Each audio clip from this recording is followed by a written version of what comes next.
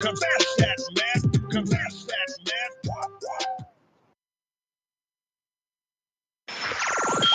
Wherever you are, make it Truth Frequency Radio.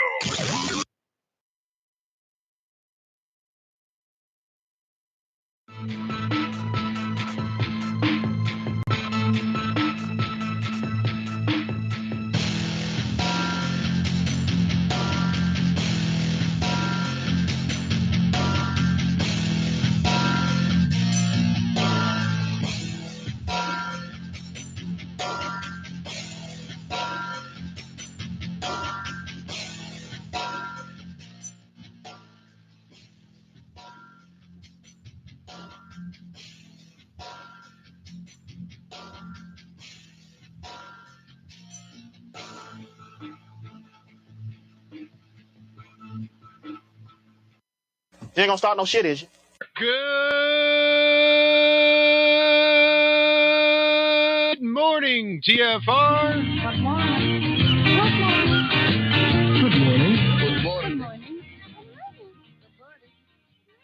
Hi, this is Alan.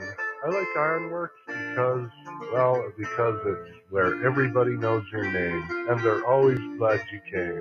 I love Ironworx with Josh, Walt and Zack. It's like sitting in your front room having a cosy chat with your best friends. Hi, it's Diva here, and I just want you to know that Ironworx with Josh, Walt and Zack, it's definitely my favourite dose of reality. Come join the family and keep it flat. Why sleep in when you could get your dose of iron in the morning? Listen to the Ironworx on TFR. This is Enlightened Dawn. Roses are red, violets are blue. Iron Realm Media is the best on the planet. To this show, I will forever be true. You guys are truly the best, and I love you guys. I'm so thankful to have you in my life. Do you like listening to space letters from Never a Straight Answer? Then tune in to The Ironworx with Zack, Walter, and Josh. Break clear of the fear on the Ironworx and become an Iron Scout. Thank God it's Friday. Happy Friday, my friend. And a happy Friday to all of you, my friends. It's Friday, my dudes. It is Friday, my dudes. And welcome to the Ironworx right here on Truth Frequency Radio, TFRlive.com. Man, is it ever a Friday?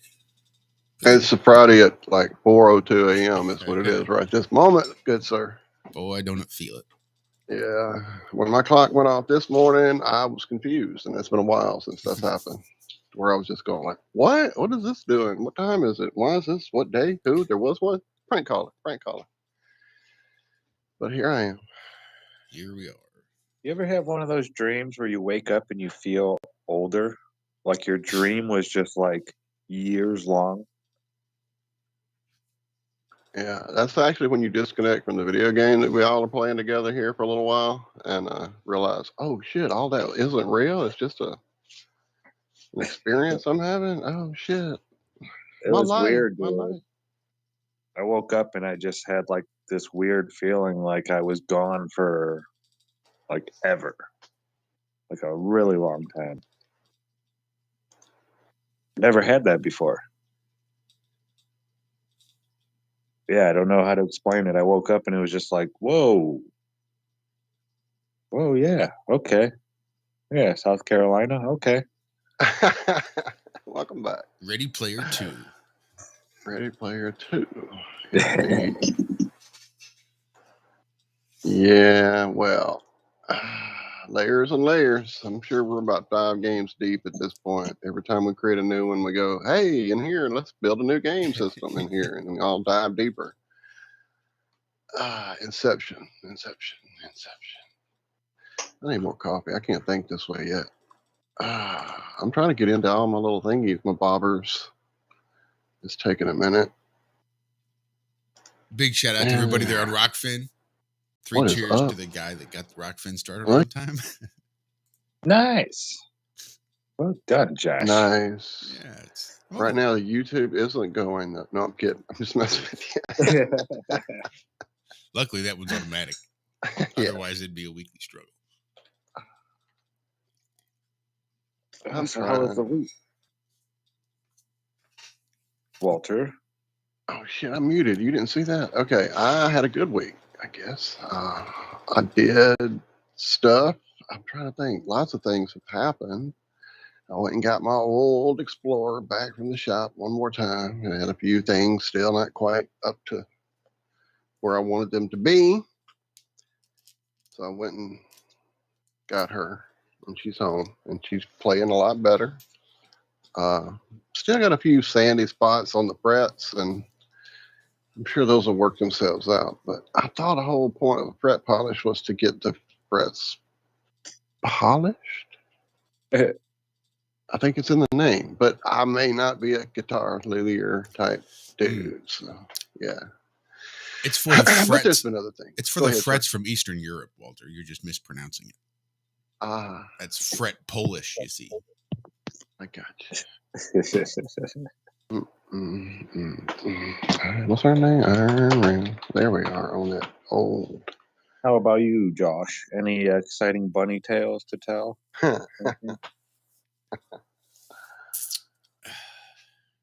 Well, let's see. The girls are doing well. Before we start off with the bunnies, I chopped the Bubba Stink Bug, and she's hanging down there now, drying. Been drying since Tuesday. Nice. My other random bag seed's still going.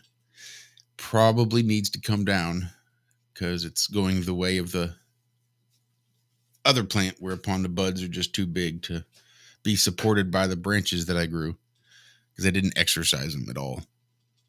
So they weren't very strong. And there's maybe like 10% ambered on the trichomes. So the plan is to try to at least put it off till this weekend and not have to go down there and chop it today. But I can't seem to keep it under the light, no matter how many suspensions I put in there. Supports you put up there. Ridiculous. Ridiculous. Well, that's a good problem to have. It is a good problem to have, like Walt said on Tuesday. It's first world problems for sure. And then I got my next round. My one plant has been topped. And then those two tops were topped. And I got her trained down, spread out. And I got an easy, like 4, probably more like 8 clones I can pull off of her and try to get started and take my first foray into the cloning world and see how that works. See how badly I mucked that up. But beyond that, she's looking really good. I'm almost a little hesitant to even clone her. Got a little big. I just want to throw her into flower and see what she does. Because she does. She looks really good. I'd be a good producer, I think, once she finally does go in to flower. But enough of the girls. It'll be a nice harvest. I'll be trimming next week after, and probably the week after that too. But yesterday, Bunny got dropped off at the vet's office for her sterilization. Oh, how'd that go? Well, she's sterile, probably. She mad? Yeah, she was real happy. I bet. You let those fucking people touch me. So she came home yesterday. She's just been a little standoffish. Got her pain meds, and we can't pick her up for 2 months. Oh my goodness. Yeah. And for a little bunny that just realized how much she actually likes to be held, which is pretty unusual for a rabbit, that's going to be difficult for Dixie, I think, not picking her up. Well, she could always build her little ramp and just have her come jump in her lap, right? Yeah. As long as you don't pick her up. Well, yeah, Bunny doesn't really like to be held if you're sitting down. She only likes to be held if you're standing. So then you're just like, I don't know. But it was a laparoscopic procedure, which was good because apparently if you just do a full-on invasive surgery and then you try to pick up your bunny afterwards, those stitches could come out. And what apparently a lot of people don't realize is that if your bunny's stitches come out, well, so do all of the guts that are being held in by those stitches. And that's not a pleasant sight. And being prey animals, rabbits don't really share their trauma. They don't like to let people know exactly what's hurting them so as to not be taken advantage of and have their weaknesses exploited. So generally, if you have a bunny that's acting hurt, it's probably an excruciating pain because it spends a lot of energy trying to pretend that it is not in pain. Just some interesting little fun bunny facts. But nope, she seems to be doing okay. A little worried about her eating. She's got to keep hay, basically, in her belly to keep her belly digesting. So if she doesn't eat hay for a few hours, it could throw her into a gastrointestinal stasis, which is not good. Yeah. But I did see her. Well, damn. I think so far she's okay. We'll see. I think the dogs will have a nice little reprieve for a few weeks at least. The terror reign has abated a bit. Oh, man. Sending some bunny love in that way for sure. Damn. Yeah, I'm not convinced that bunny isn't also part dog. Just the way she literally will throw herself at the other dogs or at the dogs or whatever. I don't know if she's just being territorial or if she's like jealous of the dogs because the dogs get to come and go basically as they please and aren't confined to one. It's not a small area, but confined to one area. Like the motherfuckers get to free roam whenever they want and I'm stuck in here. I don't know. Fuck that. She does not seem to like those dogs anywhere near her, though. Shibby, she seems to be okay with. It's the two girls that she just absolutely does not like them anywhere near her. And will come charging straight on, full on, and just bowl right into their legs. Like throw herself at them. It's crazy. I will get video. I will show you all this instant. Well, maybe not now because she's going to be in recovery mode. Oh, that's too cute. Too cute. Life of a bunny parent. Which is how you know a real bunny parent versus somebody that decided they should get a bunny and say, I'm going to be a bunny owner. I want to own a bunny. No, you're going to adopt a bunny and you're going to be a bunny parent. You don't buy a rabbit or adopt a rabbit and become a rabbit owner. You don't own your children. You don't own your bunnies. And thus concludes Friday morning's Bunny Talk 101.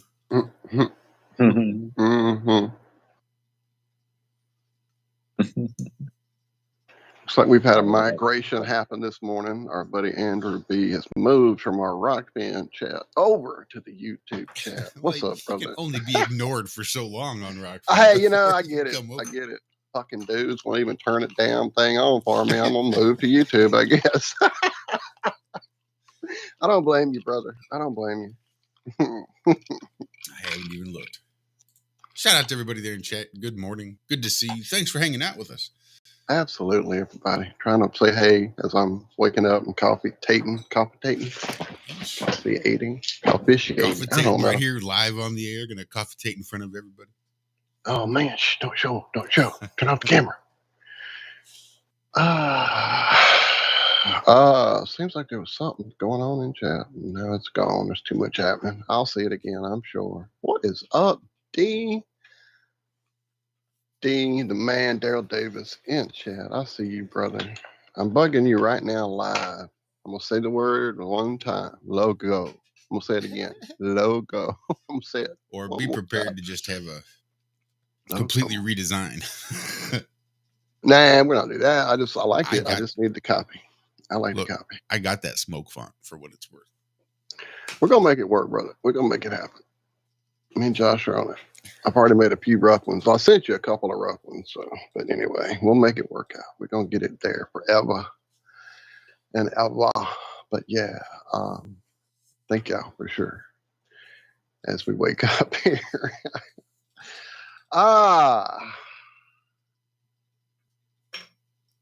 Seems like there was something going on YouTube. Oh, yeah. So let me go see where this was located before I call it out wrong. Uh-oh. Oh, no, you did it. History, and that goes to there, and then I can see that the channel's name was Free Documentary Dash History is the name of the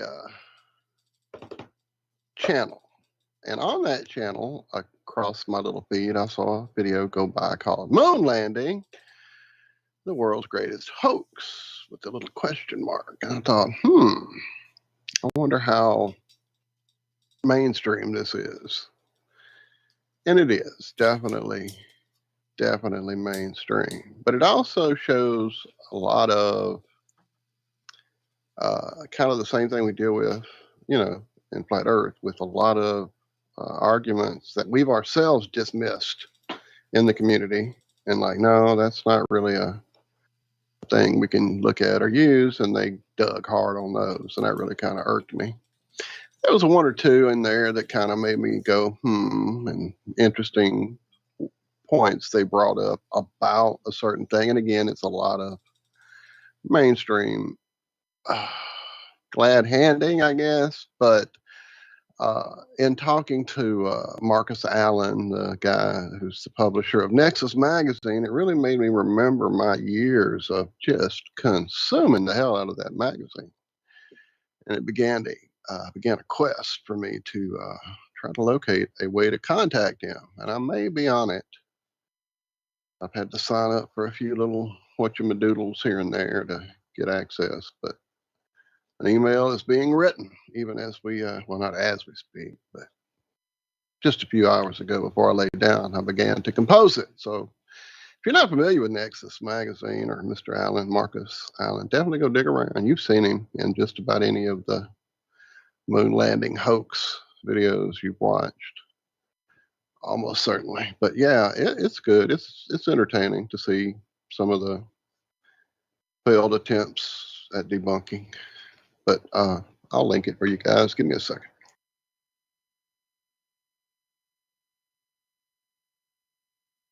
Well, hell, you caught me mid-hit.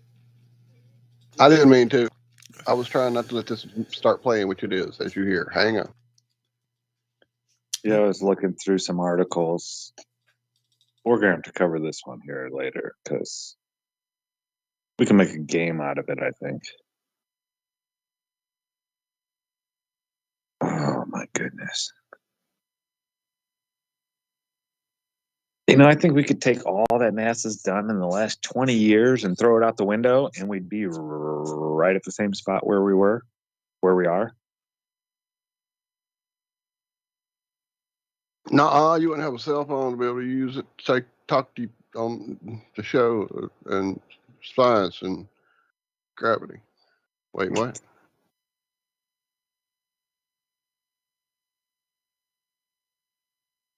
Yeah, it's just crazy how. We'll get into this article later, but yeah, they do nothing. NASA does nothing.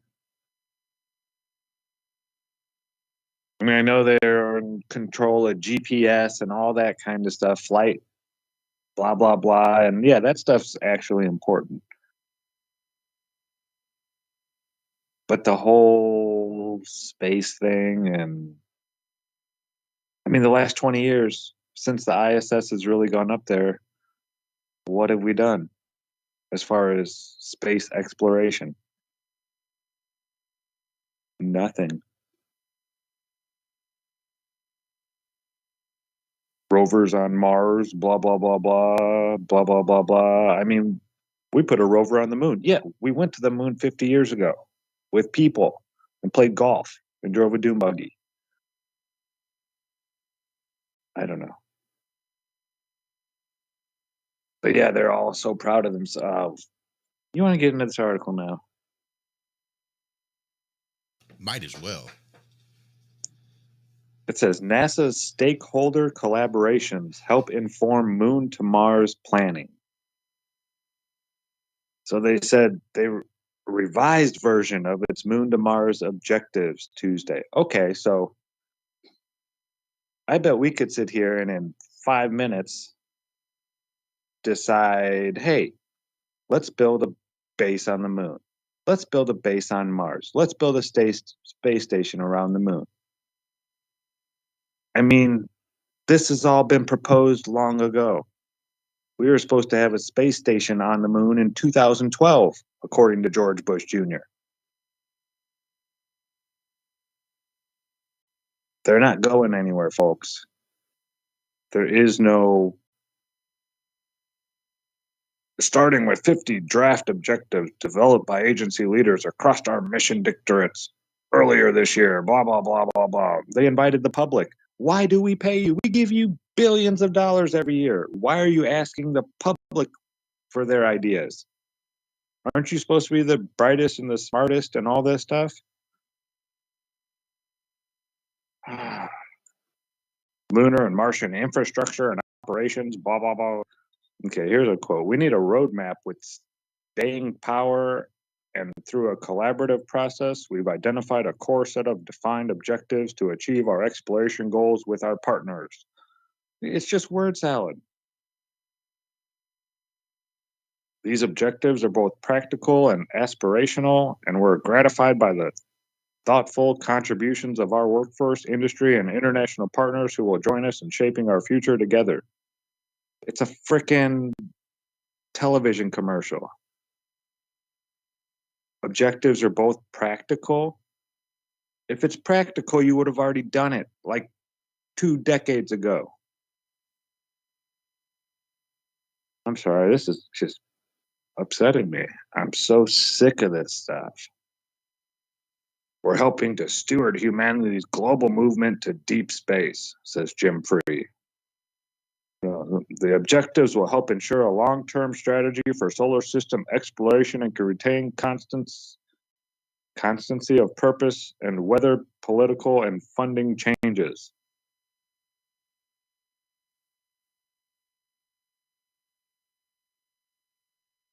Why do you have to weather political changes? And funding, your funding, how many times has NASA's funding ever been like decreased? Has it ever been decreased?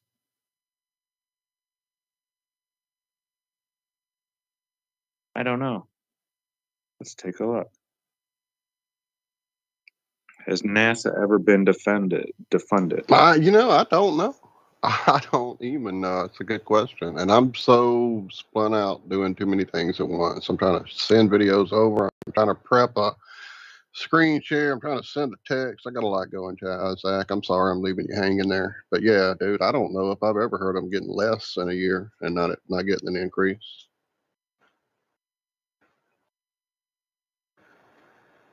Oh, it says NASA's budget peaked during the Apollo programs in the 1960s.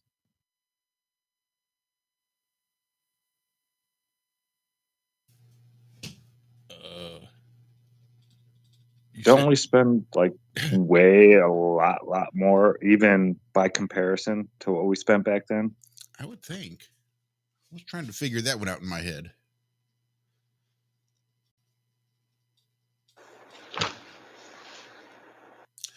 I'm still pretty sure we spend more today than we did in the 60s. Oh, yeah. I mean, unless it's like a percentage. If you do the conversion and all that shit with inflation, I know we're not, there's no way. It's kind of, to me, part of where all the, black budget and all that crap goes to. Because whenever they're not spending the money on what they say they are, and it don't cost that much to get a freaking subscription to, what is it, Photoshop or whatever, hit film. So, yeah.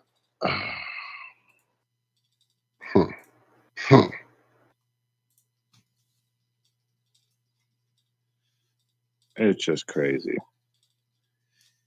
All right. Well, here's something a little crazy. We got about 90 seconds before we hit our first break. All right. That's crazy. That just flew by. Feels like I've not even gotten started yet.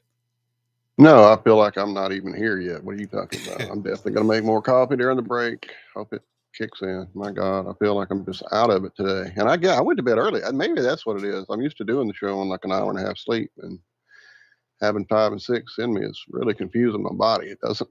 It's really confused. So, all right. Well, I guess more coffee is in order. Yeah, Zombie Snoop, I see it. That was fast. I don't even know what happened. I saw you in the game too as I got on to get off last night. I had gotten out of the game with Zach to go open my amp and check out the damage that may or may not have been done by the deliverer. And so I even like left him in a game mid jump. So when I got back, you were there in the lobby with me, or had just popped in. I'm not sure, but anyway, yeah, I was definitely in amp mode, not game mode. We'll do it tonight at some point, my friend. Even with Walt leaving me, I still took second. You still got second. Yeah, you did. It was a good one. Yeah, I almost had it too. And we had a There's blast. only one guy left. Yeah, the new season's not bad. But we had a blast with FE Nation and other folks awesome. I didn't get to meet correctly as I was leaving. So, yeah, we had a blast over there playing. Thank you, guys. Chris was doing some Flatman X, FMX. Was doing some gaming and streaming, flat smacking at the same time. Cool stuff. Really cool stuff. Anyway, stick around. It's only the first quarter of the show. As fast as it was, we've still got 3 more of those coming up on the other side of the break. So stick around. More Space Lettuce. Who the hell knows what else we'll get into. Find out who's coming on tonight for Have No Sphere. We'll be right back. In a single minute, your body produces 120 to 180 million red blood cells. People ask Google 2.4 million questions, and 25 million Coca-Cola products are consumed. Many of those bottles will end up in a landfill, where the World Bank estimates we produce 5 million pounds of garbage. 108 human lives will be lost in this minute, and an adult male will lose 96 million cells. Fortunately, 96 million cells divide, replacing those lost. Speaking of divisions, in the USA, 1.5 people get divorced, while worldwide, 116 people will get married, 83,300 people have sex, but only 258 babies will be born. And a fetus is developing neurons at a rate of 250,000 per minute, so it's no wonder that a computer simulation takes 60 quadrillion bytes to simulate a minute. An average of 1.38 micrometers of rain fall around the world, which is 4.7 billion bathtubs of water every minute. And with the storms comes approximately 6,000 bolts of cloud-to-ground lightning hitting the Earth. A 150-pound person expends 1.1 calories of energy per minute while sleeping, while the sun provides us with 83.33 terawatts of energy. The Earth will complete 1,800 kilometers of its 940 million around the sun, moving 1,034 times faster than a cheetah. 70,000 hours of Netflix are watched, 300 hours are uploaded to YouTube, and you can watch this video and subscribe. Hey everyone, it's Chris Gio, founder of Truth Frequency Radio and host of Beyond the Veil.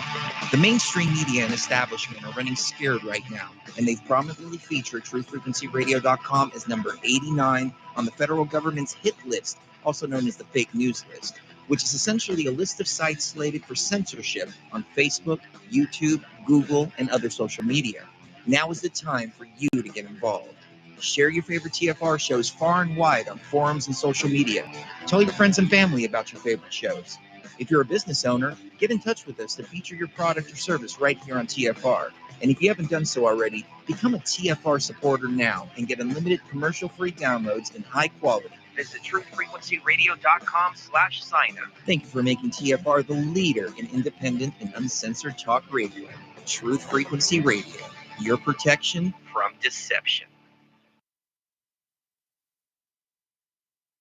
For 5,000 years, the world was ruled with wooden ships by one man. 242 years ago, a small group of free men crafted a new nation built on liberty and freedom. Global elites have been fighting to destroy this new nation called America ever since. Based on actual events, Charm of Favor tells a true story of how they corrupted the election system.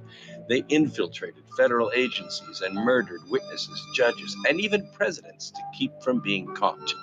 Now, the largest and wealthiest crime syndicate the world has ever known has been drawn out of the shadows.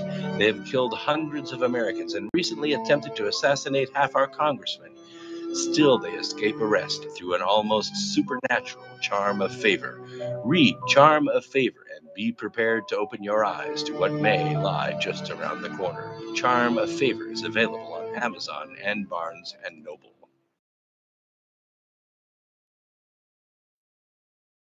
Real people, real radio. Wherever you are, make it TFR. Truth Frequency Radio.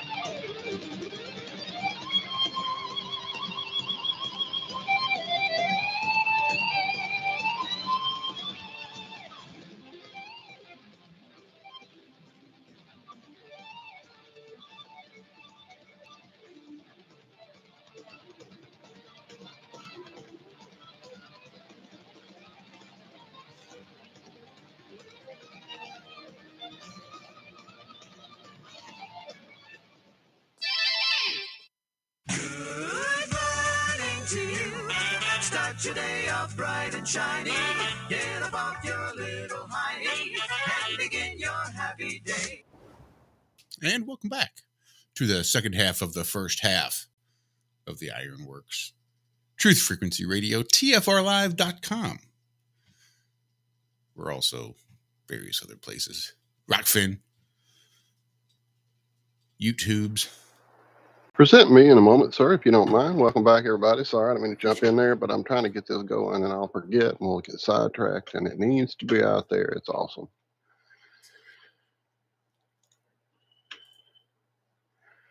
Let me know when I'm ready. You do your thing. I will. What's this? Oh, I said I would, and then I'm epically failing. Here we go. Go. The world is flat. Yeah. I'm here to ring the alarm with my puppet-like charm, straight from the barn. I'm talking about Flat Earth Farms, cause most don't know. They think we live on a globe, a ball that floats. So listen and take notes, and take it to a higher plane. Imagine yourself in all it contains, in all its glory, and Flat Earth Farms can take you there. Open your mind outside the box. No more staring at NASA's Photoshop. No more moon landings, no line to ya. No more people standing backwards in Australia. Just facts and pure truth. Planning straight to the roots. Flat Earth Farms help you understand. A magical place on a wondrous land. The world is flat, and that's a fact. Tell your friends next time you chat. Let them know a ball ain't that. Let's stay playing with the baseball bat. We coming at the bar, a higher place. The Flat Earth Farm.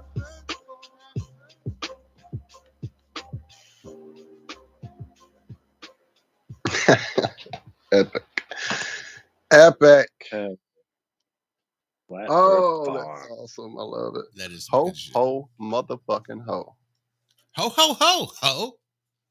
Epic, brother. Oh, good. That was from Tommy's channel there over here. I will send you guys the link if you're not familiar. Where are you? All right. Boom. Copy. And share. Of course, I'm you guys working know on how to find that Flat Fellows channel, but there's the video. Sorry, go. I'm working on a FE Farms hat right now. Nice. I'm almost done. I got like 2 more rows of the letters. If you're at Flattoberfest and you see Daryl's hat and you want one, too bad. I'm never doing it again. Never doing another one. One of a landing. You know what I'm reading things. Sorry. Trying to close stuff up. All right. I'll stop. I just hope it all holds together. Last time I tried this, I had cut all the strands, you know, like when you go in, because you're using one color and then you switch to another, you got to tie it and make a knot. Well, I had trimmed all the knots last time. And when I washed it, are you guys hearing that? I do. Okay. It may be because of my coming out of the sharing or something. It may have done a thing. Go ahead. I'm sorry. When I had washed it and dried it, the whole thing pulled itself apart because it shrinks. The hemp will shrink down. So all those knots that I had tied just pulled apart, and all the writing just came undone, and it was just a big old mess. So this time I leave like 1.5 inches hemp hanging out the ends of the knots. So as it tightens and pulls, it's gonna. Oh, I'm praying. I am praying that none of them pull out. One of the hats Shell made me, it was something she was doing that was multicolored, and for some reason the lady's methodology on the video was cutting it all apart and retying things, and it became a whole just thing, and yeah, it started unraveling. Just not a great way of doing it apparently. So next time she'll do it different. But yeah, I understand completely. I've watched it happen. Sorry. Yeah, I mean a normal hat, just one piece of hemp, it just takes about 5 hours. Right, You know, and it's steady and easy, and I've got mine right there. I'm looking at it. Once you get to one point, I don't even have to look anymore. It's just like bloop, bloop, bloop, bloop, bloop, bloop, bloop, bloop, bloop. But this is like counting and tying knots, and some of it's like tie a knot, make one loop, cut, tie a knot, make one loop, cut, tie a knot. Yeah, it's that kind of crap. That's what she was doing. Yeah. Yep. Daryl's definitely worth it though, man. Oh, He's beyond and beyond and beyond. Love you, my friend. Speaking of love, shout out Diva Dante's Corporation Formation Day here in just a couple of hours.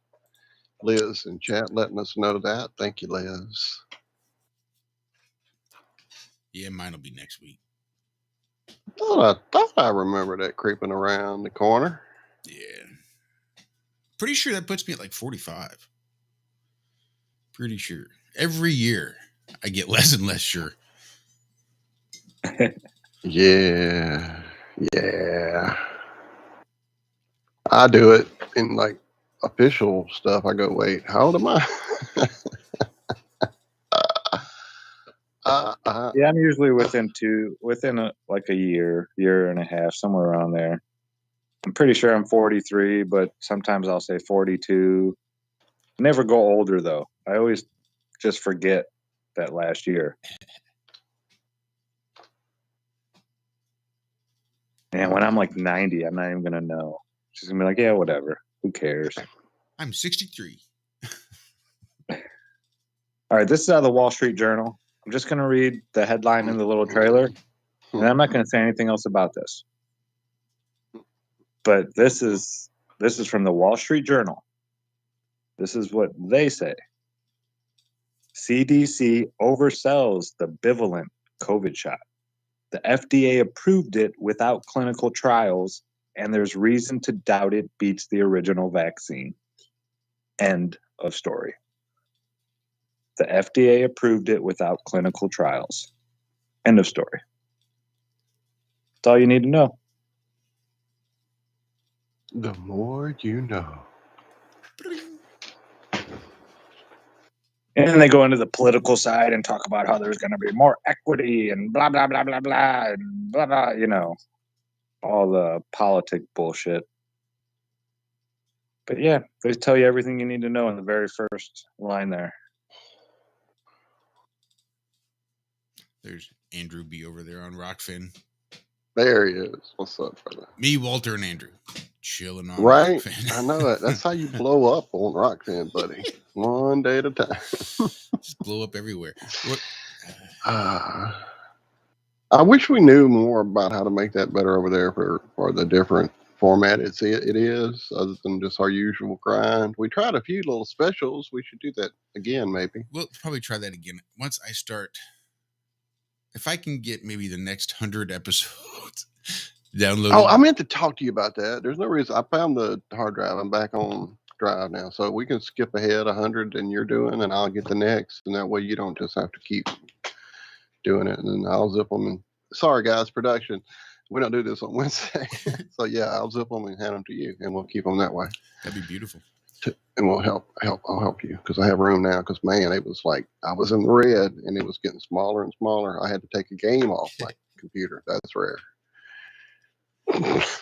Yeah, I'll go through and show you. I found a We'll do it. reasonably easy workflow to get the file Yeah, downloaded. we'll do that. That's what we would have done yesterday. Yeah, I mean Wednesday if I hadn't gone to pick up my baby. So, yeah. Speaking of babies, thank you for the link there in chat. I am digging very deep. That was Vertec, I'm pretty sure.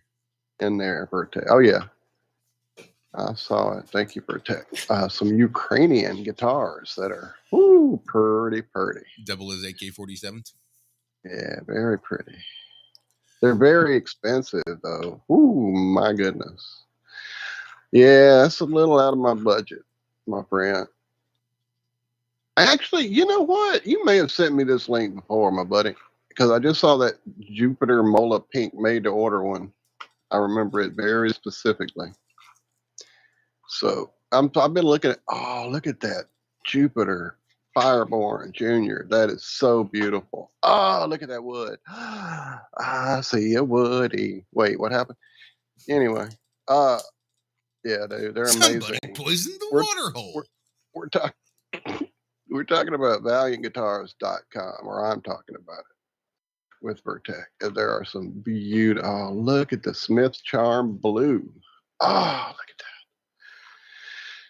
that. Anyway, yeah, one day that'll be the one day guitar there. I have a few of those on my one day guitar lists. But yeah, I'm in that way budget area, friend. I did find some though. I'm really happy about, and it's gonna happen. It's gonna happen. I can't not. I have a sickness. It's gas. It's not the usual tummy rumble. It's gear acquisition syndrome, and I have it hard.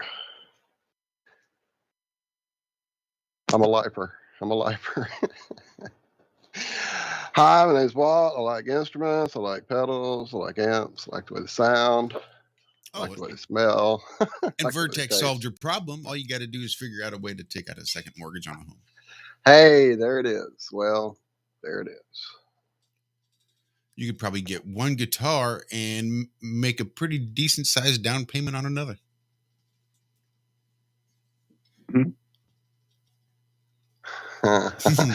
Shout out real quick to Alex's Music over there on Reverb, who I've been doing a little bit of business with. If you guys are Reverb aficionados, definitely recommend him. He has been extremely helpful in amazing capacities as I'm jumping into an amp I don't understand just yet. So somebody in chat just said some craziness. Let me scroll back and see. I'm saying, hey, they are going to bring back the dodo bird. Apparently, we're going to have a little Jurassic bird. Are they going to Jurassic Park them? Right, Jurassic Bird Farm. Yeah. As far as not knowing whether they were actually real, I thought they were real. I didn't know. I don't know. I don't know. I thought they were real. So I may have missed real. I bet there's still some out there. No, I thought they were as real as I thought dinosaurs were, and as real as I thought anything science told me was. So there you go. That's as real as I thought they were. What did I just see with a dodo bird in it? Holy crap! Why dodo birds all of a sudden? What show was that? Anyone? Show recently? Comedy, perhaps? It was the Shadows thing?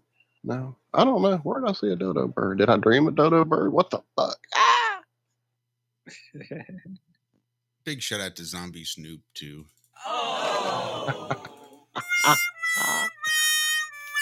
Yeah, that stuff stinks. Yeah. Oh no, not smell like it all day. Oh, I don't think that's really not good. Oh, dude. See, dude, that's the worst thing ever. And see, I know some people don't regularly change it. And that's really a sad state to me of all kind of reasons. Number one, that exact thing, if a spill should happen, then you are marked, my friend. And you're not just getting that off at the sink. You're going to take a shower and hope you can get it off. And yeah, the clothes and all of it. Yeah, sorry, my friend. My buddy was renting an Explorer in the early 80s. And if you're familiar with an Explorer case from Gibson, it is quite lush on the inside with this red fur, nicely padded. The case is like, at that point in time, I believe they were running $500 and $600. Boom, bomb goes over right in the case, which he eventually had to return at some point with a new little bouquet about it. So yeah, definite bummer. Regular changes are always good. A little salt and alcohol on the side, and throw that in there with some warm water. Close up both ends, shaky, shaky, shaky. It's like it's brand new. In fact, it's such a thing that I think I have OCD about it. In fact, that's part of what I have to do on my breaks is go run in there in the kitchen and freshen up some things. A little salt and isopropyl. All right, that's enough maintenance 101. Clean your stuff, man. Clean your stuff. Really bad about keeping my bong water clean. No, I can't. I hate that taste. Like literally within like one round or two rounds, it's time for newness. I can't do a couple of rounds old, let alone a couple of days old. And then I was at a buddy's house one time, and he handed it over, and I went to pull, and when I got my nose near it, I caught a whiff, and I'm like, good Lord, dude, what is in there? It was like, yeah, I couldn't even. I'm like, no, I'm good, thank you. You clean that up and let me know. So if I'm passing on it, it's bad. If I'm passing, it's bad. I'm telling us the moon is gorgeous right now. I'll have to go check it out. Now, I just had a thought. Congratulations. Good job. We're having so many issues, right? Getting to the moon and building this rocket that can get us to the moon and blah, blah, blah. Didn't we go like 1,000,000 miles with the James Webb telescope? $1 million in a month, baby. Do the math. $1 million in a month divided by miles per hour. What's that? Somebody help me. I'm not the math guy. Where you at, Adam? But we don't even need the time, how long it took. We went 1,000,000 miles into space in a month. That's the key, Zach. And now we can't go a quarter of that to get to the moon. We have a rocket. The rocket went 1,000,000 miles. Zach is on a rampage on NASA today. Zach's in a rare form. Yeah, Fornix calling you down. Stop thinking about those 1,000,000 miles. Okay. Why are we having troubles going 240,000 miles? There was one. So I brought up the James Webb because now the James Webb is broke again. No, man. They're investigating a glitch on James Webb Space Telescope's ultra-cold camera. The issue affects one of 4 observing modes. Ultra-cold? Infrared instrument. So we're at like 75% usage now already. Not even a year into this thing.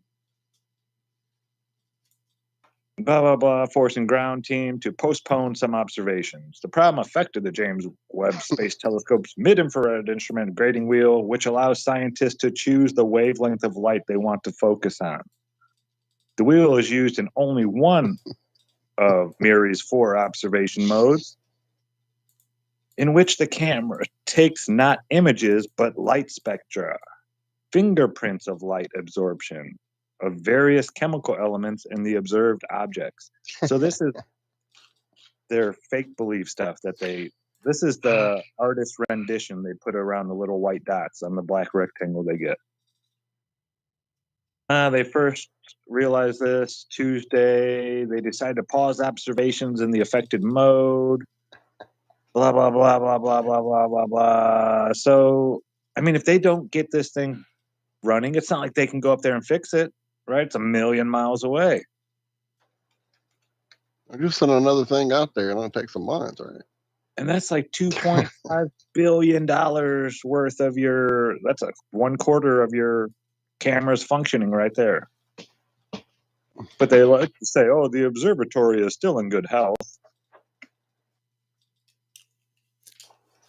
Low resolution is doing great. I'm not sure if you guys have realized. So like go. We were actually joined by I somebody. didn't know. I didn't figure you did. And I'm really kind of glad he hopped on because he had posited a question maybe day before yesterday and threw me for a loop. Well, everybody, welcome to The Plain Truth. Travis Finley. Travis, what the hell is going on, sir? How are you doing? Hello. Mic check. Sounds good to me, sir. What's going on, gentlemen? What's happening? What is up, hey, I sir? got your hats done, man. Awesome. I was just thinking about him the other day. Awesome. I can send them to you. Are you coming to Flattoberfest? I am, but I almost kind of want them beforehand because I love them so much. I will send them to you, but don't worry about paying me until I see you at Flattoberfest. How's that? Oh, okay. Cool. Can I pay you in? Can I pay you in 420? Hey, whatever you want to pay me.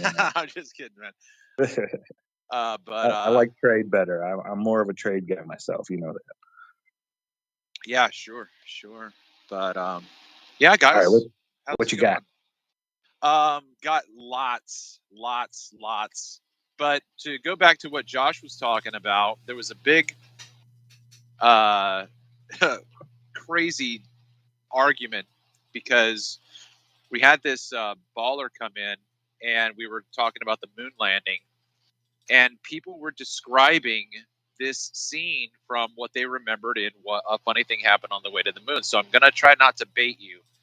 I'm going to ask you guys, when the narrator is showing the footage from the capsule to the Earth, right? You can see the Earth, and it's all black around the Earth.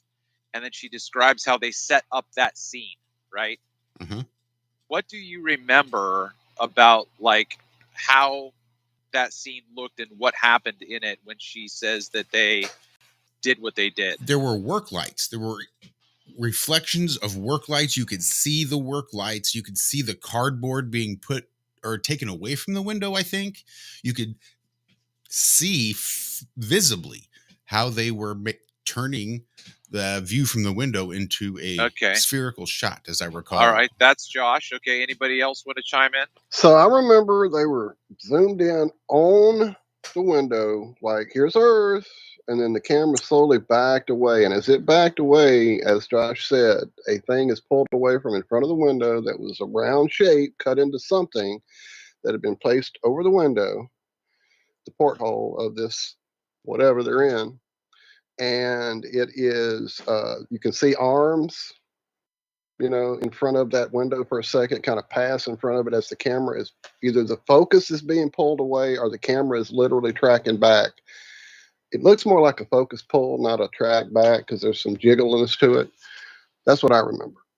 Very dim, but you can see that there's area around this porthole in the side of the view that they're showing us. Yes, to an Earth-looking area. Now, how this was done, if we can't achieve low Earth orbit, Well, it's more on the visual stuff that we remember seeing. Yeah. Go ahead. Anything from you, Zach?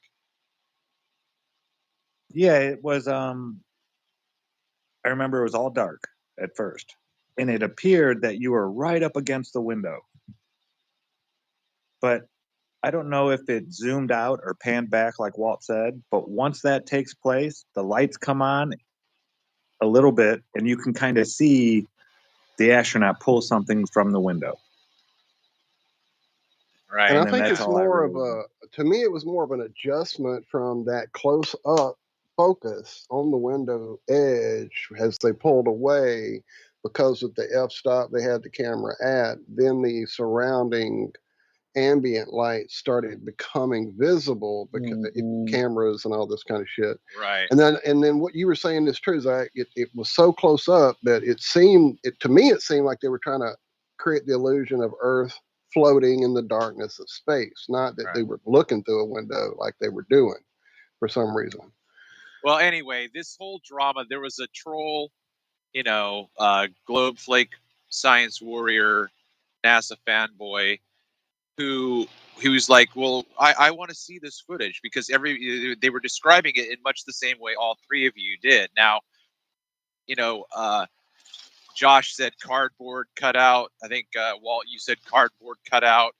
So a lot of now I'm driving, I'm listening to the show, I'm on the panel as well, but I'm not able to see anything. I'm just going by memory too, right? So everybody is talking about the description of what happened. So this guy says, well, I'd like to see this. So we tell him, this one guy goes on to BitChute or whatever and finds the thing, and he goes, okay, go to minute da-da-da-da-da-da. Well, this guy can't find anything. He can't see. He's like, I am watching this and I do not see what you guys are talking about. And we're like, what are you kidding? It's right. Like, so a couple other people got the video out and they're like, it's gone. That, like, what I remember seeing. So I don't know if what we're describing is based on what the narrator said, because I went back and watched it that night. And it's so dark in the capsule that the narrator is telling us what's happening, but we can't. Hold that thought, Travis. We were hitting a break, my friend. Hold that thought. What a rotten time to hit a break. All right, stick around. We're gonna find out exactly what the hell happened. This is crazy. This is about breaking my brain. Stick around. Hour number 2 of the Ironworks right here, Truth Frequency Radio, TFRlive.com. We'll be right back. Censorship and regulation is becoming an ever-growing problem in today's modern media. From the mainstream to YouTube and Google, the information you're looking for is buried by official narratives and propaganda. This is why TFR is 100% uncensored, unregulated, and listener-supported. The shows on TFR are not micromanaged by the station, and our hosts are free to speak their minds however they please. As such, the views and opinions expressed on our station are of those who make them. If you happen to hear anything offensive on TFR, please send us an email to toughtitty@tfrlive.com, and we'll be happy to tell you that we really don't give a damn. We stand for freedom of speech and non-censorship. If you also stand for free speech, you can go to tfrlive.com/signup and sign up for a TFR supporter pass and help us in our mission to keep the airwaves uncensored and unregulated. TFR Live, your uncensored and unregulated protection from deception.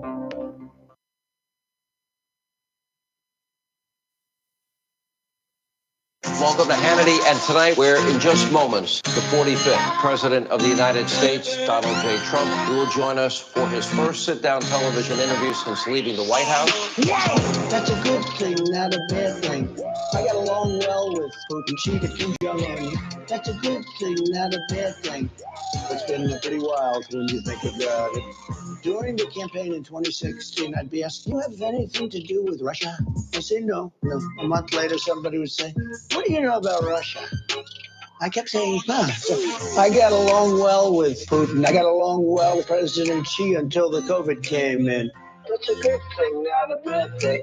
That's a good thing, not a bad thing. That's a good thing, not a bad thing.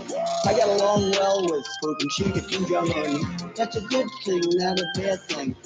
It's been pretty wild when you think about it. You get impeached for doing nothing wrong, then you get a second impeachment for doing nothing wrong. I had a great life, great company, great business, and now all I do is fighting off investigations. I got along great with President Putin. I liked him. He liked me. That's a good thing, not a bad thing. That's a good thing, not a bad thing. That's a good thing, not a bad thing. That's a good thing, not a bad thing.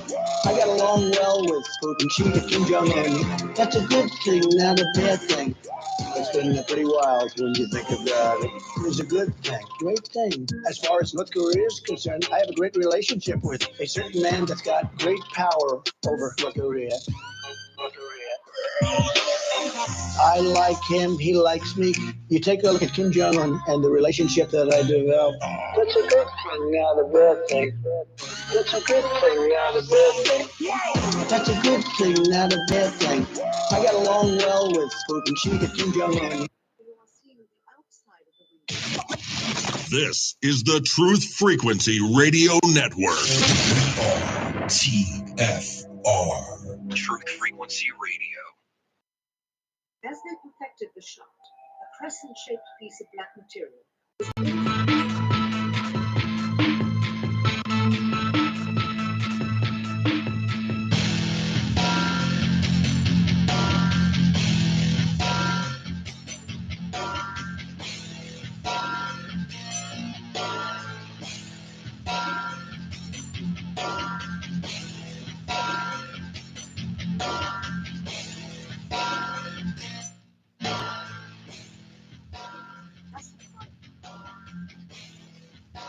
and he is in reality.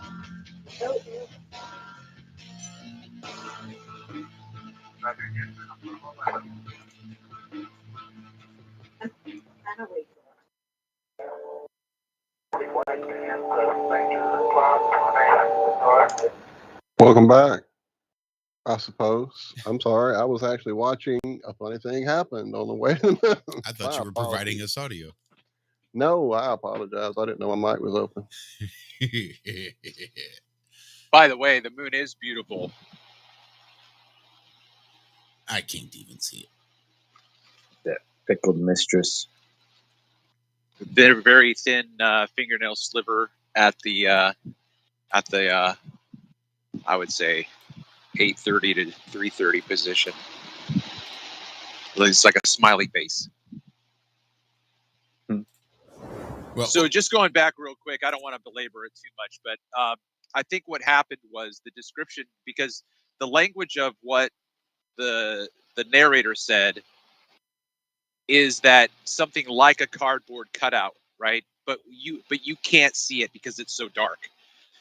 So everyone was saying what they remember the content was about. And so this guy went in looking to see, he expected to see a physical cardboard piece of implement. I get you. I got you. You know what I mean? So he's like, I don't see what like. So everybody was freaking out because they felt like they were like, wait, because. So anyway, well, now it's still there. It's just not the way it was. It wasn't very well said. Well, there's a couple of things here that I'm seeing, Travis, immediately. First off, this isn't on Cybrel's channel that I found. When I finally found it, digging deep, it's on a channel called KrishnaTube. Shout out, go check them out. And it is definitely not what I remember. They stay a long, long time on the shot of the Earth in this video. I'm like a shot guy. I love camera shots, some of my favorite long pan. Anyway. This is not the same video. It's been edited because it had a segment in the old original Bart Cybrel one where it showed the actual data, NASA, this is not intended for release title card in the fucking documentary as they went to this segment about this. So this has definitely been changed. I'm going to try to find the original one on Cybrel's channel or his site or whatever that might have what we're all remembering. Because this one does show the end part with the NASA astronauts coming up and all that. There's no point in me showing it to you guys. We're on a radio show at the moment, but this afternoon we may get into it and show it to you. So, but yeah, it's definitely been altered to be put on this channel. Maybe there's a lot more in it that is altered that we're not aware of at this moment. But yeah, the title card is no longer in the documentary. Okay. Yeah, it's possible. Anyway, so people were like freaking out, like we were having a Mandela effect, like we were like, it was there, we remember. But anyway, in other exciting Aether Bandy news, there is a South African gentleman that I became acquainted with last week on Discord, who is, I think, going to be taking the Aether Band to the next level. Like this guy can see. Ukulele? Do what? Is his name Ukulele? No. His name is. Did I get that right, Josh? No. Okay. No, we have a gentleman who has called in quite a few times, and he, we haven't seen him in a little while, but he used to be on the show all the time. But yeah, what's his name, Josh? Unkalaleku. Unkalaleku, that's it. Unkalaleku Duma. Duma. Yeah. Yeah. No, this guy's a white boy. His name's Ian. But a little different. Yeah. So I put in a video in the chat and about the 6-minute mark. Now I've said these things, ever since I started putting my content out, but this guy is able to see things in a different way that I haven't, and it's almost like looking at a 3D poster where you have to like cross your eyes or relax your eyes, and then it comes into focus. So I can't see those. He's on another level, Okay, so you're like me right now, Zach. Like I can see what I see, but he's seeing something more. But anyway, he and I have been having these discussions, and if you can imagine zooming in on an observation, just halfway, right? And then you want to zoom in more, that's going to decrease your field of view, right? It's gonna bring the target closer to you, and you're gonna lose your sense of space, your visual space. Okay. Now, imagine being fixed on that target, and the visual space changes anyway, even though your camera is static and at the same focal length. Now, I have been capturing this for years, and I've never seen it the way that this guy's coming. But in the video that I sent in the chat, at the 6-minute mark, the oil platform is at a position in the field of view. I'm zoomed all the way in to full optical zoom. It's not into the digital, so it's still, without the magnification. Right. So, but it's full optical zoom. But my point is this: two things. My camera is stable, and if anyone were to suggest the movement that we see is due to the camera would have to be falling up. That is, the lens would have to be going up in order for the field of view to change the way that it does. So my camera is stable, my focal length is stable, and the entire field of view moves across the screen. That is because the lens that's out at that distance is zooming in for us. Because you see the entire lens move towards you, so that if you go to the 6-minute mark and you look at the ocean is divided by two different colored tones of water. And as you watch throughout the following minutes, that lower color of water disappears as if you're zooming in past it. But my camera's not moving. What time of day was it? It was late morning. 9:30 to 10:50ish. I was trying to think, because it was in California, and whether or not I changed my time zone on my camera, I believe it was like late 12 o'clock, 1 o'clock, something like that. And how long did this take place for this effect to occur? How long was your camera sitting? Okay, so the part that I'm describing to you right now is just within a few minutes of itself. The entire video that I put in the chat is all 4 segments that I shot over 52 minutes.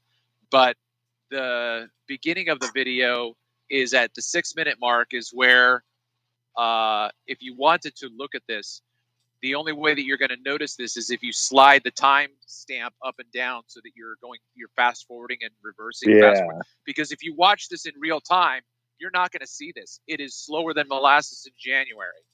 You're not going to notice what's happening. You're not going to see it at all. I would almost have to say it has to do with atmospherics. Well, absolutely, absolutely. But the way that we're talking about this right now is that there's a fractal nature to the aether band, to the medium, that Right. there's layer upon layer upon layer upon layer of lensing that happens. Oh yeah, And, for sure. And because there were times when in my filming I would go back to my camera and the target would be off, and I always thought that my camera was screwing up. Looking through a glass onion. But yeah, this is where I quit with my optics. Once it got to what is the atmosphere doing to what I'm seeing, I really dug into how they try to look and determine how much, distortion you're going to see. They have, what are they for boats and airplanes? They have seeing charts, like how far you can see today. It's a 1 or a 0 through 10 scale. 0 is like you can only see 50 yards. It's that foggy. And then the other one, I think it's up to, it'll say 20 something miles, 28 miles at 10. You can see to the horizon or whatever. But yeah, the math involved in this, and they're still not even very good at it. Even with all the technology that they have, they can only do it to up to about 10 miles. And they're about 70% certain that what they claim is happening is happening. And then once they try to go up to like 40 miles, it drops down to like 30%. It's such a... Yeah, but what I'm trying to say as well is that it's almost like a trick of the camera in movies where they're like, it's almost like the a dolly zoom. It's like, it's how you, like, if you touch your LCD screen and it you press in and then it goes, the visual shifting of the lens. Uh-huh. You know what I mean? Yeah. Like that shit's that shit's happening all the time out there. It's like the system is adjusting to itself. You know what I mean? Because like if you put a Fresnel lens out in front of you, it's going to flip the image at a certain point, right? It's going to magnify, flip. And then if you put another Fresnel lens in front of that, you've got to adjust that to the right place to get it flipped back. But if you put them both together at random distances, it's going to look like shit. But that's not the way our atmosphere works, right? Our atmosphere, we see as clearly as we can, and it's shifting all the time. There's shit going on out there that's just zoomed out, change this. It's like crazy Matrix kind of stuff, man. I got something for you to start looking for, Trav. Do you remember the old video that Mark Sargent did with the people driving up the road and the island off in the distance looked enormous? Yeah. Yeah. Well, as we have a highway, we have a creek that behind our house that goes down a hill and then it goes way up a hill again. And I have to look up at the highway. Well, when I'm looking up at the highway, these cars look like they're about, I don't know, 50 yards away. That's how big they look to my perspective. They don't look like they're 200 yards away. If I change my, now this happens when I'm like right on our bottom porch, and it's kind of like the same Mark Sargent thing. I think that road was going upwards, and I think there's an angle or something that magnifies things in our eyes. I'm not claiming this as a certainty, but these trucks and cars that I see going by on the highway in the wintertime when the leaves are all gone, they look enormous. They just look a lot bigger than they should look at this distance. And it reminded me of that building that Mark found in that one video, how big it looked. and then you get out there and it's teeny tiny way off in the distance. And That's it kind of shifts like the what I'm entire seeing. time, right? There's Yeah. It's look what were Walt, you'll remember this because you're older than all of us. What's that? Thank you, I appreciate that. I'm here all night, folks. Oh, this guy! Like, is this thing on? Is this thing on? Don't forget to tip your waitresses. Right. No, what was that one thing that before moving pictures where they would slide the photo up and back? Yeah, like the lenticular type deal with the different slats that would move in front of it. Right? Yeah. That's what our atmosphere is doing. Yeah, absolutely. You know what I mean? Absolutely. And so yeah, as you're moving, it's shifting with you. It's like fucking crazy, man. It's blowing my mind again. But well, I sang a bit of Glass Onion because it's always to me been about layers. This whole place, both up and out and down and deep, and it's layers. And so that song, looking through the bent black tulips, seeing how the other half lived, looking through the glass onion, I'm like, well, let me go find these lyrics and share them. Holy crap, this song is fucking revealing it all. It even references back to Fool on the Hill, who's sitting there looking at the world being still. Yeah, dude, they knew. Hell, the Beatles who is that? knew. The Beatles, Glass Onion. I'll send it to you. Yeah. Oh, is it Yeah, okay? and then they talked about strawberry fields. There's even nothing talking is about a real. hole in the ocean and a cast iron. Sure. Hello. They knew we were coming. They knew Iron Realm was on its way.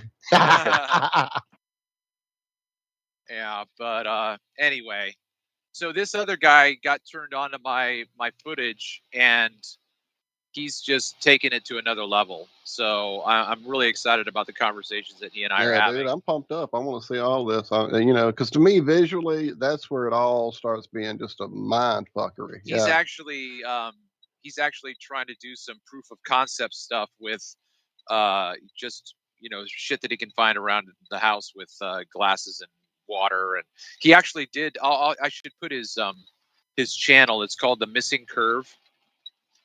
But he's put up some of his observations and in-home demonstrations. He actually did this really interesting demonstration with the meniscus in a full glass of water, a pint glass full of water, and he turned his cell phone light on and then created a sun on the top of the water. And he demonstrates that when you get close to the meniscus, and you're moving across, so you're moving across the surface of the water with the light, and then as it gets into the distance, it hits that meniscus, it slows down and doesn't set. Even though he's moving past it with his camera, the light is still sucked into the meniscus and it's just sitting there. But also he shows that from the top down, that you've got this shadow of the light on the bottom of the glass, and I thought that was really interesting. That wasn't the focal point of his video, but it was a detail that I noticed. You've got the light of the apparent sun, typically, at the surface of the water, which is the reflection of the phone light, but it's representing the sun. But then at the bottom, that light at the water's surface is creating like a black body at the bottom of the glass. That was really interesting. Anyway, so this guy's doing a lot with the concept, and I'm looking forward to it. Travis, did you see that video where the guy's in the pool and he takes like a paddle? Yeah. Runs it and creates a 2 counter rotating vortices, and it creates that black hole at the bottom. That was just mind boggling for me. Yep. And that also, I did a video. Not like they just travel for, a few feet.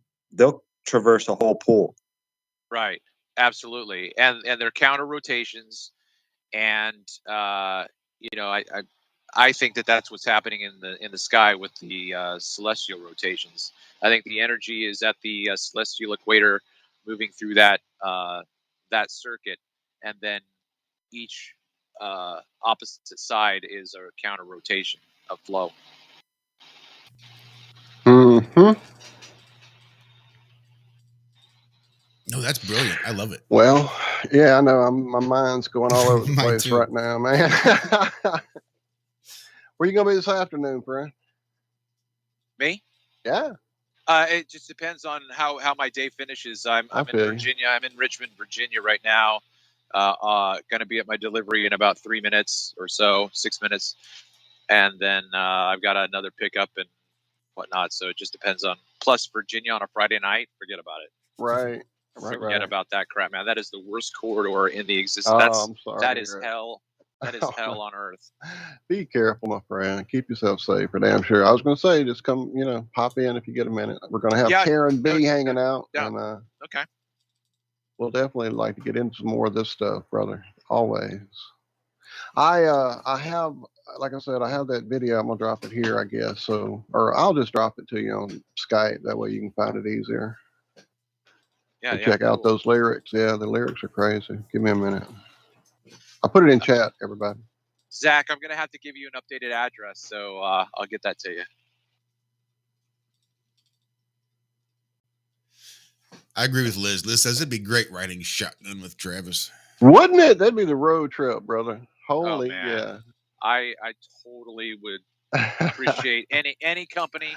I saw a guy get out of his car with 2 small German shepherds, and I was like, how I couldn't even fathom that. I've thought about getting a cat, and I'm just like, there's not enough space in this thing for that. Dude, Like I wouldn't even. I can't imagine two large dogs. Yeah, a dog maybe you can get a dog to chill enough, but yeah, my cats get the zoomies way too much to have them in a. I saw a guy a with nice back. Yeah, I saw a guy with 2 cats in his cab. Oh Lord. That's road rage waiting to happen there now. Does your company allow you to ride and have any passengers with you there, Trav? I can't. I think I asked them one time, like, because my mom was coming for a visit, and I think that they said no because of the liability. Yeah, I know there's all kinds of stuff involved with that. Yeah, like I mean, if it was an employee, like if we were team drivers, it that'd wouldn't be be different. an issue. But Yeah.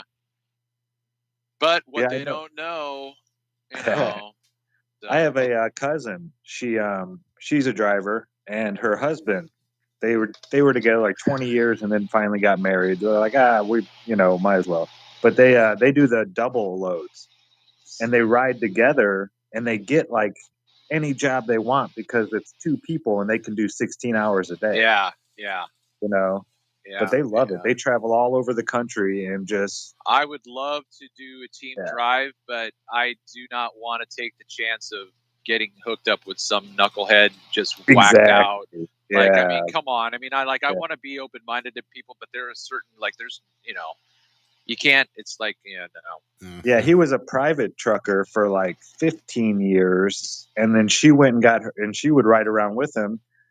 And then she was like, I'm going to go get my CDL too. And then she got hers, and now they just make bank, and they see the whole country. They stay warm in the winter, go up north in the summer. She loves it. Yeah. That would be ideal. And if any 50-year-old hot mamas out there want to learn how to drive a truck, I'd be willing to teach you. She's out there, Trav. Somewhere. With a hazmat certification. And the double tandem. So what are you hauling right now? Are you allowed to say? These are Tostitos. Nice. These knuckleheads are. There we go. See, folks, people don't realize it, Trav, but if you didn't do that, the place you were delivering would run out of Tostitos in like 3 days. What's crazy about this delivery is it's just freaking Tostitos, and I'm full up to the doors, and they wouldn't let me leave because I didn't have load bars. I had load straps. But they wanted the bars. Yeah, so I had to go buy 2 bars. It's not my dime. It was a company card, but still. My point is, they're Tostitos. First of all, second of all, it's right up against the door. So even if something did happen, it was only going to fall like 6 to 8 inches. It's not like I would have lost the load, but it was crazy. Like, anyway, I'm just. How much does that weigh? A load of Tostitos. Oh, it's on the paper, but I didn't look. I didn't look. Alexander Lightwater says, "Is this a dating site now for truckers?" Right, you swipe left or no. Well, you can check out Travis's channel, The Plain Truth, here on YouTube. All kinds of optics and vision stuff. He's been doing it for years. He's one of those people that are dedicated. He does things that I can't do. I just can't. I don't have the patience. I don't have the willpower. Maybe that's what it is. But my brain Travis jumps always around. brings a whole new perspective to stuff. I love it. Yeah, I quit when it came to optics when I hit where Travis is, and he is still going. He's trying to figure it out, and I commend you, brother. That shows love for sure. Thank you. Yep, no doubt. Well, we are coming up on a break, and I know you're going to be hitting your yeah. drop off very soon.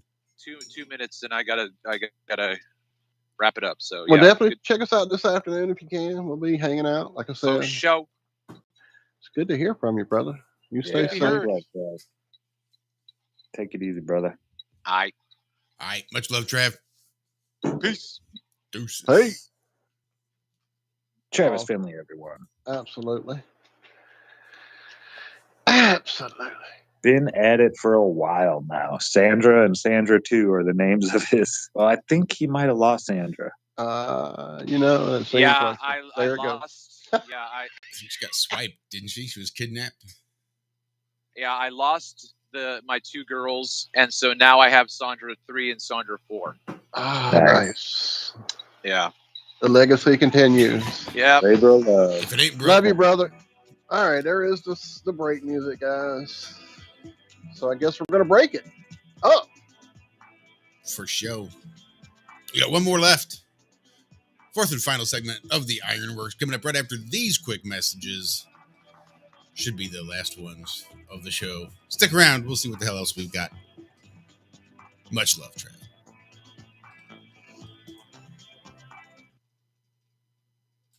If you don't sow, you don't reap. You don't even have a chance. So if you looked at your game plan tomorrow, you might come to the quick conclusion, I got to get some sowing going. How true. Get you some sowing going. And remember, you've got plenty of time. You've got all the time there is. Some people spend enough TV time to make a fortune. I asked a guy one time what his TV cost. He said about $450. I said, you forgot to look at the price tag. He said, what do you mean? I knew he was a TV watcher. I said, that television costs you, in my opinion, at least $12,000 a year to watch it, not to own it. Owning it's cheap. Watching it is what's expensive. And I said, hey, $12,000 a year is too much to pay to watch TV. That's too much. Pay a little, but not $12,000. And he's the guy that said, I hope pay TV never. The reviews for Extendivite are amazing. Here are some from Amazon. September 2018. Extendivite works in keeping my blood pressure in the normal range. I've been using Extendivite for many years now. May 2018. Great product. I use regularly and I rarely get sick. March 2018. This product has relieved what appeared to be angina pain in my chest and shortness of breath after climbing stairs. I'm quite happy about it. February 2018. My husband, son, and I have been using this product for a few months now, and we have noticed an improvement in our joints and blood pressure. Tell us your story. Get Extendivite today. To order, call 1-877-928-8822. That's 1-877-928-8822, or visit heartdrop.com. Extend your life with Extendivite. For 5,000 years, the world was ruled with wooden ships by one man. 242 years ago, a small group of free men crafted a new nation built on liberty and freedom. Global elites have been fighting to destroy this new nation called America ever since. Based on actual events, Charm of Favor tells a true story of how they corrupted the election system. They infiltrated federal agencies and murdered witnesses, judges, and even presidents to keep from being caught. Now, the largest and wealthiest crime syndicate the world has ever known has been drawn out of the shadows. They have killed hundreds of Americans and recently attempted to assassinate half our congressmen. Still, they escape arrest through an almost supernatural charm of favor. Read Charm of Favor and be prepared to open your eyes to what may lie just around the corner. Charm of Favor is available on Amazon and Barnes & Noble.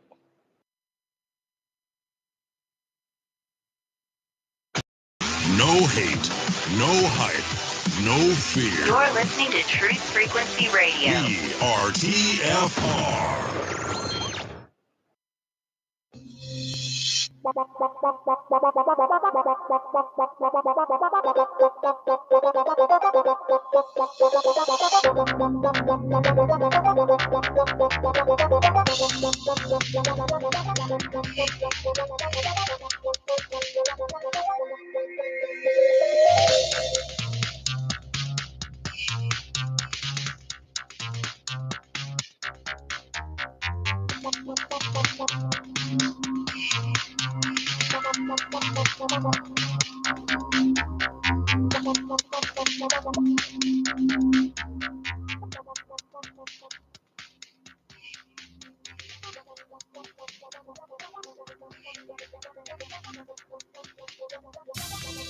Ladies and gentlemen, Alex Jones here. You're listening to Iron Realm Media. I listen all the time, and it's the best truth show out there. Forget about the mainstream lying. Get your weekly dose of iron. Realm, that is. Stay woke, folks. I have come here to chew bubblegum and kick ass. And I'm all out of bubblegum. And welcome back. Fourth and final segment of the Ironworx. Starting right now. The second half of the second half. Almost messed that one up. So I got something, and I wanted to bring this article up because it hits home with me. There was a pop. So this is from Science Alert. Now, they had to do an experiment to figure this out, supposedly. This is something I've been saying for years. Experiment reveals what 1 hour in nature does to the human brain.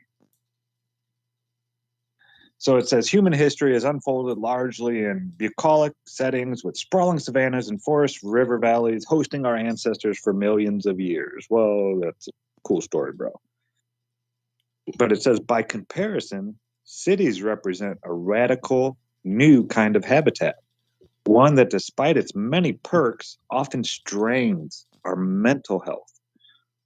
Research has linked urban environments with increased risk for anxiety, depression, and other mental health problems, including schizophrenia. Fortunately, research also hints at solution. Visiting the wilderness, even briefly, is associated with an array of mental and physical health benefits, including lower blood pressure, reduced anxiety and depression, improved mood, better focus, better sleep, better memory, and faster healing. I'll say it one more time because that was a lot of them. Visiting the wilderness, even briefly, will help lower blood pressure, reduce anxiety and depression, improve your mood, better focus, better sleep, better memory, and faster healing. Numerous studies have supported this correlation, but we still have a lot to learn. Can just walking in a forest really spark all these beneficial changes in the brain? And if so, how? Okay, blah, blah, blah, blah, blah. Indicates that, okay, one good place to look for is the amygdala, a small structure in the center of the brain, improves stress processing. Amygdala, thank you. Emotional learning and the fight or flight response. It's less activated during stress in rural residents versus city dwellers. But that doesn't necessarily mean rural living caused this effect. Maybe it's the opposite, and the people who naturally have this trait are more likely to live out in the country. Okay. But yeah, and then it goes on talking about, some of the tests they did and blah, blah, blah. But it's Science Alert if you want to go check it out. And yeah, I've been saying this for years. This is what doctors used to tell their patients back in the day. They didn't give them some mind-altering drug that's going to possibly make you want to commit suicide. No, they told you to go for a walk in nature or sit by a brook for 10 to 20 minutes a day. I've been giving out this prescription for years. Yes, you have, my friend. Yes, you have. And everybody who's tried it pretty much tells me that it does help. Mm-hmm. Say that. Now, there are people that have refused to try it. They don't. They just, I don't know. I don't know what it is. It's 10 to 20 minutes. Just go try it. Probably those same people who say meditation is a waste of time. It's just at some point, I guess there's a tipping point of just overstimulation and over dopamine addiction, and to stop all of that for a brief period creates such a recoiling feeling in their desire to stay input ridden that they can't break away from it. That's all I can see, is that the thought of being alone with their thoughts and not having that constant barrage of crap to make them stop thinking those thoughts. That's all I can understand about it, that I can see that would be a process of even why would you do it to yourself? It's like a slow drip of morphine. You don't want to take the bag off because you're not going to get, it's not like a shot where you get that one big rush and you're fixed. This is the maintenance dose that just slowly drips over time. And when you say, no, what you need to do is just cut it all off. People are like, oh, yeah. Well, it's probably a lot like the idea, especially when I was smoking a pack a day, of leaving the house without cigarettes. It's just almost anxiety inducing. I know I'm going to want a cigarette. I know I'm going to want one. So what's the point in not always having them? And it's just sort of that mentality. That cycle, right. Well, you can do the same thing with cannabis. There's an article. Wait, Zach, I don't want to cut off that article. Hey, drop that in the chat so I can have it for the show notes, please, sir. Yeah, we'll do. But yeah, interestingly enough, I did drop an article about tolerance breaks. What you doing, buddy? Sorry, my cat is over here tearing up the world. So it would seem scientists have seen that given all of those health benefits from just going out into the wilderness, it quintuples 5 times greater benefits just from putting your feet into the ocean. Zach, what do you say now? What? Where'd you get that one, brother? I said the anxiety that it would take to get me to that point would counteract any benefits. Oh man, I was thinking Josh had broken through with that one.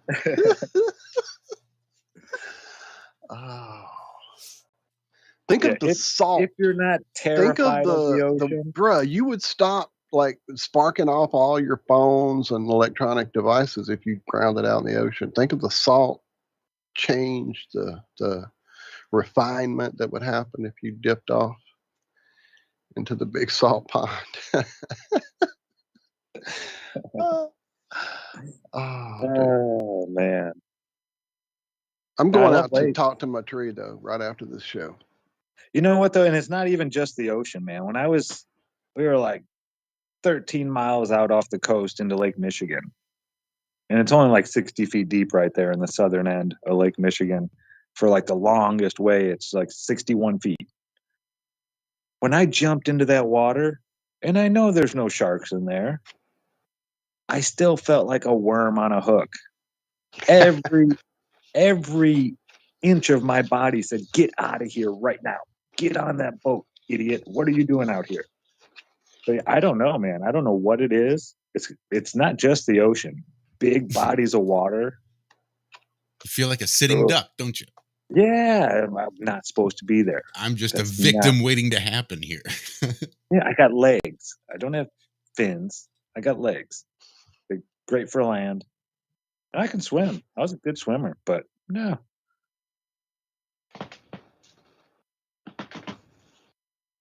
Yeah, it just didn't feel right. We'll get you You there. might break this one day, Dave. We'll It ain't get you gonna be there. today. I'll tell you that. We'll get you there. We'll get you there. Oh, David's in the chat. What's up, David? Oh, and look at that. The Alan Holman, line producer extraordinaire. Thank you, brother. Glad to see you. Stellium7, I see you there as well, saying hey to some people I haven't typed to. Well, nature is great, and we all love to hug trees, especially a little one we all like to call cannabis. But if you're like me, and you've been at it a minute, and tolerances have definitely built up over time, taking the occasional tolerance break is something that we all, well, I say we all, I've done. How about that? I've done a few times in my life, from just a tolerance ease, which is a lot about what this article is, to a full-on like 2 years of college time trying to really buckle down. And fuck that, the last 2 years I went wild. Anyway, so if you're looking to ease up your tolerance level and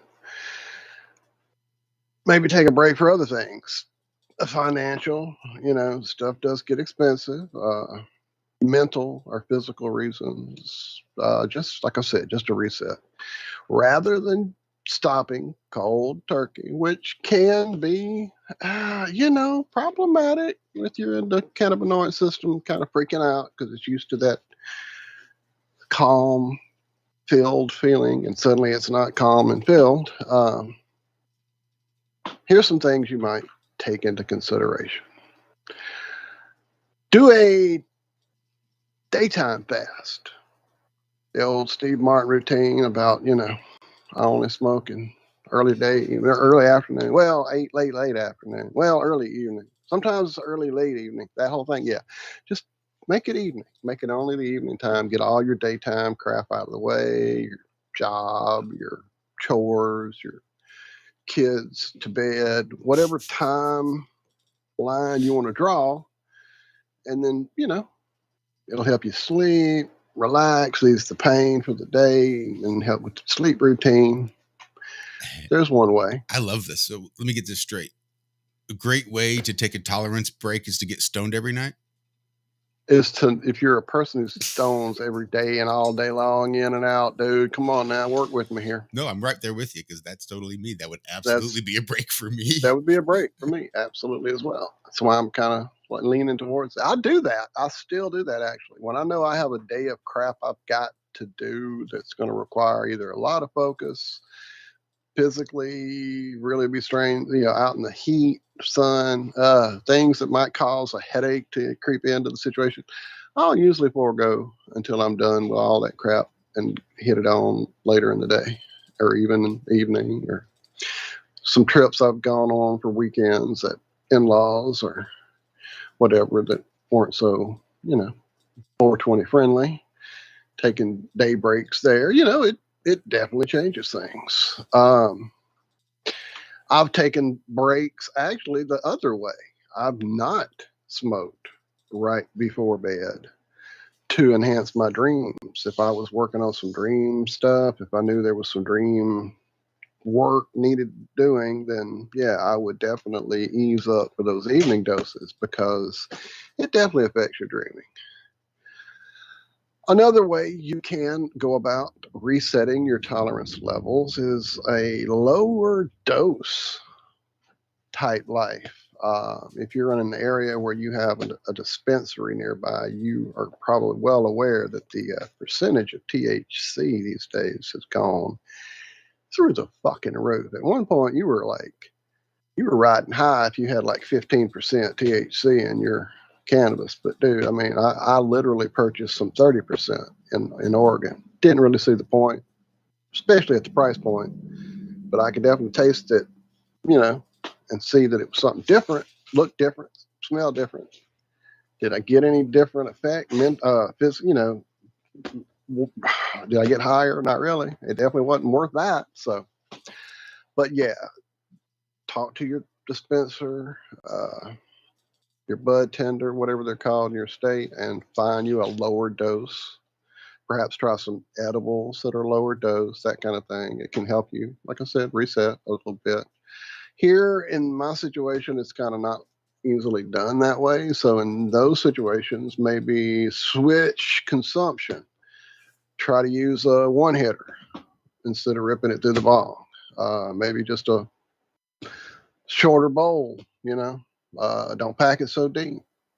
If you're still using an old wire screen bowl, put that wire screen only halfway down, create a new layer inside, that kind of thing. There's all kind of ways to lower your dosage. Now this one, I'm still not on board all the way. The CBD and the other cannabinoid area. I've tried all kinds of CBD gummies, tinctures, vape pens, flour, CBD flour. Just isn't the same. There's a word for it, not group, and entourage effect. Yeah, that you get, the synergy, this everything in that plant is there for a reason. And when you start taking parts out to isolate those parts, you're losing something.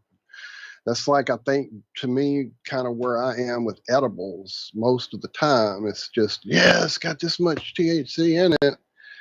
I feel it, but I don't feel it like the full flower consumption feeling. There's just something in the whole plant when you consume it at once that's different to me anyway. I don't know, maybe. I've even But noticed there's that about some of these strains that are like super THC strong. It's like you can actually grow this stuff out of them even. Because sometimes we would get that super expensive stuff out from California, 20 years ago when it wasn't legal anywhere. And it was all, it smelled amazing. It was beautiful. It tasted amazing. And it would like get you that head rush.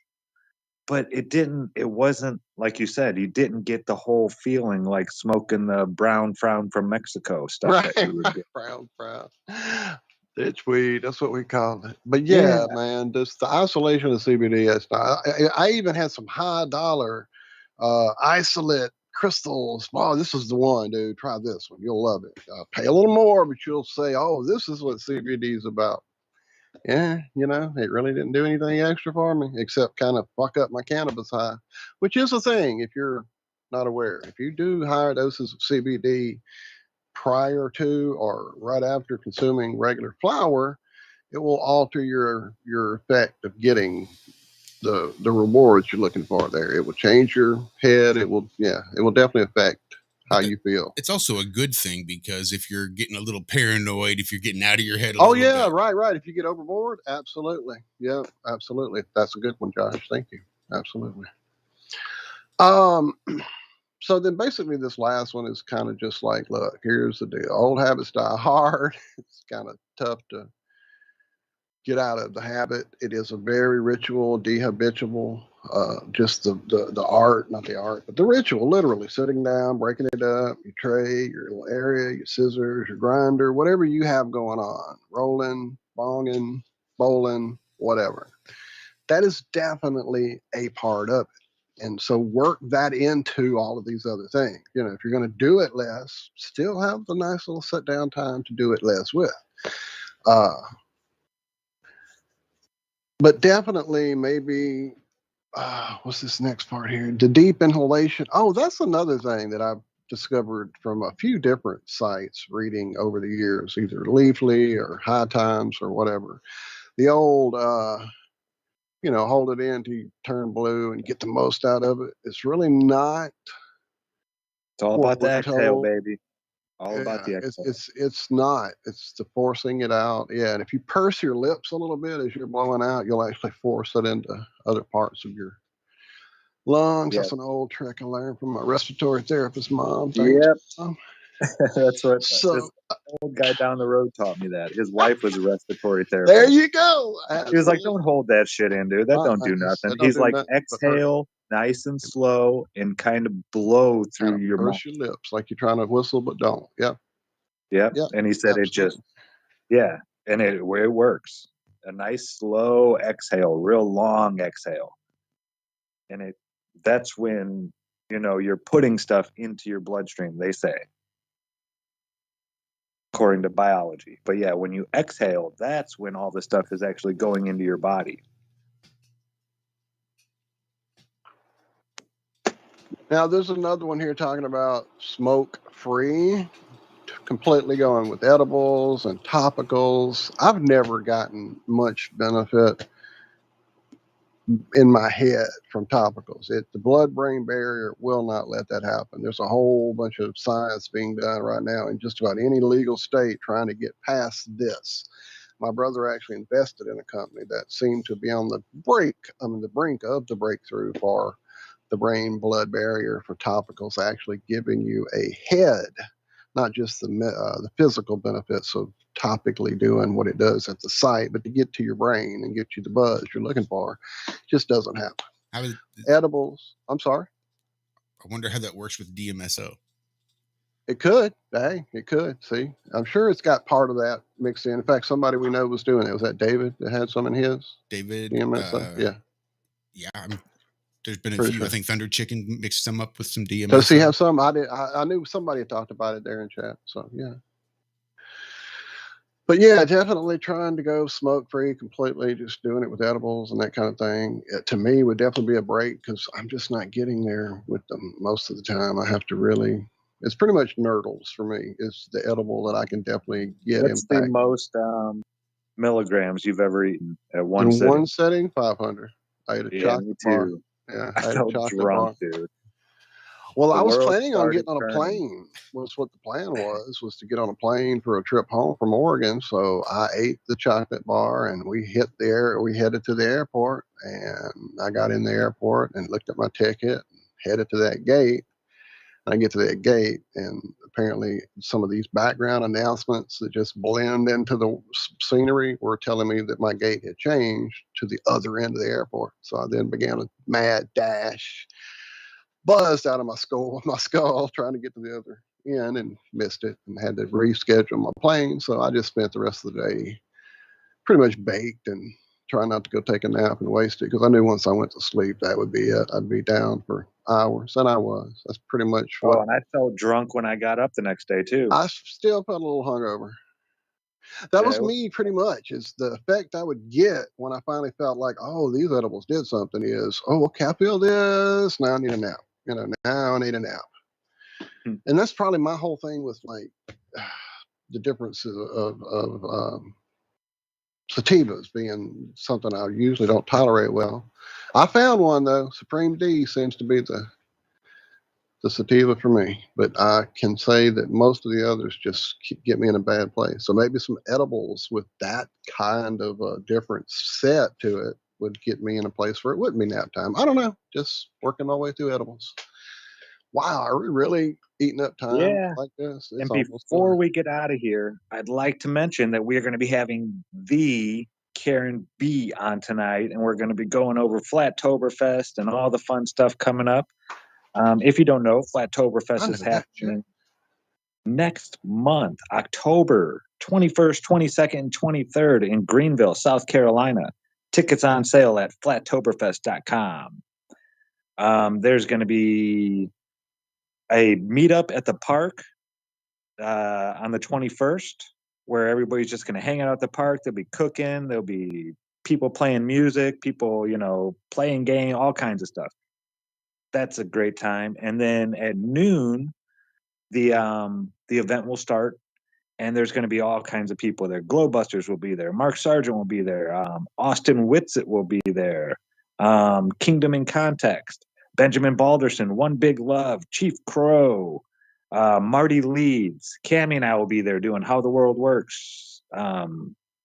Jason Lindgren of Secrets of Saturn and Crow 777 Radio will be there. There will also be exhibitors bringing stuff. James and Naj of Grounded Extracts will be there. Truth Smacks will be there. Handmade with Love. It's going to be a fun time. And yes, if you're wondering, David Weiss will be there. Yeah. You can go to flatearthfestivals.com and there's info about, ride sharing and stuff like that. Or you can become a member of the Flat Earth Sun, Moon, and Zodiac Clock app Friend Finder by Blue Water Bay. And I guarantee there's somebody within your 50-kilometer radius, most likely, unless you live out in the middle of nowhere. And it's a great way to, meet like-minded people and, possibly, hey, you want to go to Flattoberfest and split the gas money or whatnot? Yeah, it's a great way to link up. Referral code IRM. IRM. He got me. He got me. I was waiting too. Code. Nice. Wow. Referral code. Wow. Yeah, it's gonna be a blast. I can't wait. Less than a month away now, folks. Let's go. Oh, and look, I saw you there in chat way early, Erica, and I do appreciate the offer. I really don't see a way to make that work out. And it's still about Shell not being able to go with me and her job her just work not schedule being is something like she can that's break her away. work. She works at a paper, a newspaper. Yeah. It's not something that you can just go, hey, hang on a minute. It kind of has to go out when it gets to go out. And at this point over there, she's pretty much the one doing it. And that's the whole thing. But you don't yell, you stop guys, the love, and like even yesterday, day before, whenever it was, Tuesday, David's like, you going to be there, right? Well, y'all, I want to be there so bad. It's literally about to bring me to tears how bad I want to put arms around all of you amazing folks. If it's supposed to happen, I'll be there. That's all I can keep saying to myself, to the ether, to the creator, to everything. If I'm supposed to be there, I'll be there. So thank you guys. James, I know you're out there working for it too, brother. Love you. Thank you guys. Love y'all. Love you guys. Thanks for making another amazing show. Great way for me to wake up every Tuesday and Friday mornings, kicking off 4 a.m. Central Time right here. Truth Frequency Radio, TFRlive.com. We're also on Rockfin, YouTube, DLive, Twitter, Facebook, we're places. Anyway, we'll see you tonight or next Tuesday. Be good, be well, we love you. Bye-bye.